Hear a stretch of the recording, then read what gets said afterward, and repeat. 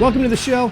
I'm Shane Norton, aka the Sports Card Nobody. Now, if you are anything like me, you are currently knee-deep in your fantasy football research and drafts. Now, I actually only do one league a year, but I take that league very, very seriously.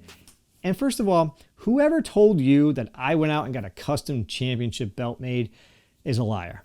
And I definitely don't wear that naked around the house. That has never happened.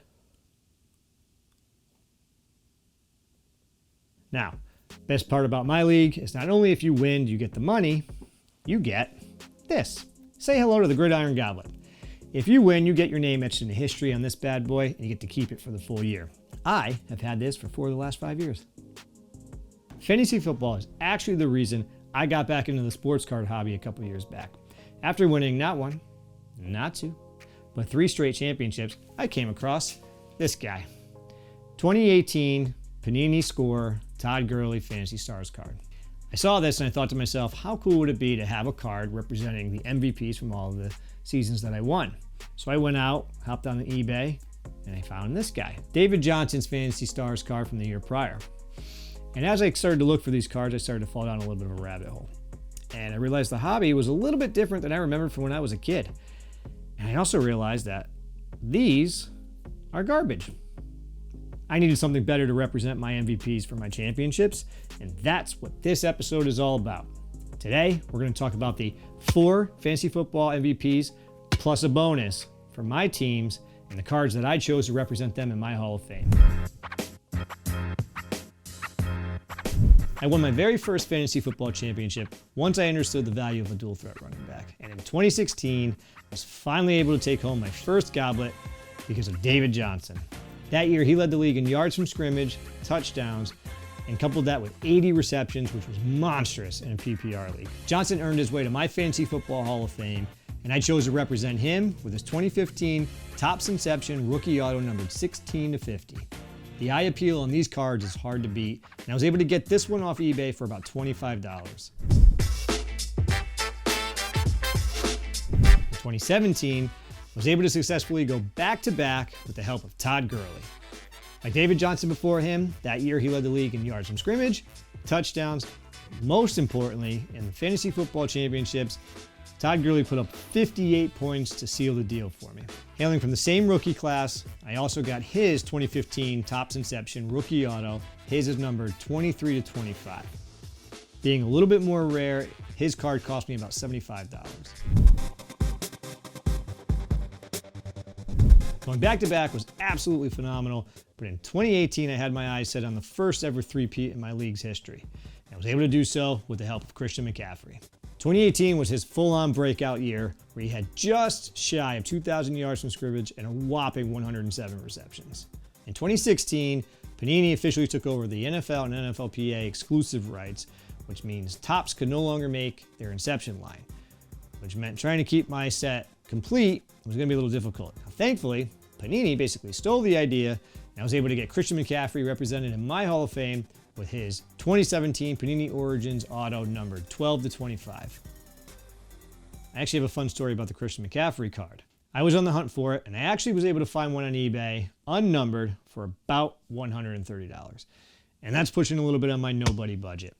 I tried to stick under $100 for most of my cards, but I had to have this one. And he was a popular player, so it was hard to find it for underneath. So I found the card, I bought it, a week went by, and I was patient, and nothing happened, nothing shipped. So I reached out to the seller, and we had a lot of back and forth. He kept saying he was going to send it, he was going to send it, he was going to send it. I promised it's on the way, and nothing happened. Now, thankfully, eBay quickly refunded me once I complained. I got my money back, but it was a hard card to find. Eventually, I came across this, numbered to 25, and it cost me a whopping $225. Eesh. That's a little bit over what I try to spend for most of my cards, but I did it. 3 straight championships was awesome.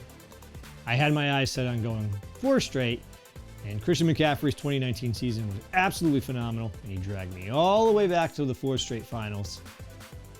And then it got canceled, I think. I don't think they actually had a Fantasy Football Championships that year, so I don't know what happened.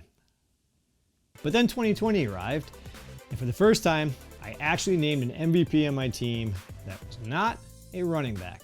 Nope, this time a wide receiver got me over the top, and that was Stefon Diggs.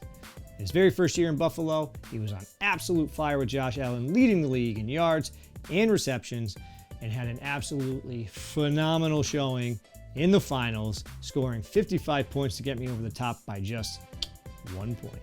Now, Diggs shares the same rookie class as Todd Gurley and David Johnson as well, so he's represented in my Hall of Fame with his 2015 Topps Inception rookie auto numbered 58/75. Getting this card so soon after actually winning that championship, the hype was pretty real, and I had to spend about $95 to get my hands on this card, but it came in under $100, which I'm happy about. All right, I obviously have 4 MVPs for 4 fantasy football championship seasons, but as I was getting these cards, I realized I was selling somebody a little bit short. In 2017, I actually picked up a running back off waivers for absolute nothing.